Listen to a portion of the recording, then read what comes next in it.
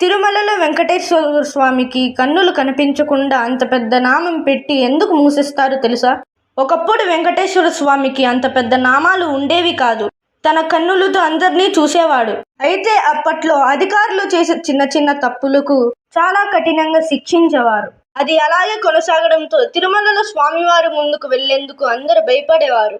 దానితో అక్కడ అర్చక బృందం స్వామివారి కళ్ళ ముందు జరిగే పాపాలను కఠినంగా శిక్షిస్తారు అని భావించి స్వామివారి ఆగ్రహాన్ని చల్లార్చడం కోసం నామంలో కొంచెం కర్పూరాన్ని కలిపి ఆ నామాన్ని కొంచెం వెడల్పుగా పెట్టి స్వామివారి కన్నులు మూసేస్తారు. కానీ ఏకంగా స్వామివారి కన్నులు మూసేస్తే స్వామివారు ఆగ్రహానికి బలి అవుతారని భయపడి వారంలో ఒకరోజు శనివారం మాత్రమే అంత పెద్ద నామం తీసేసి చిన్ననామం పెట్టి స్వామివారి నేత్ర దర్శనానికి అందరికీ అవకాశం ఇస్తారు.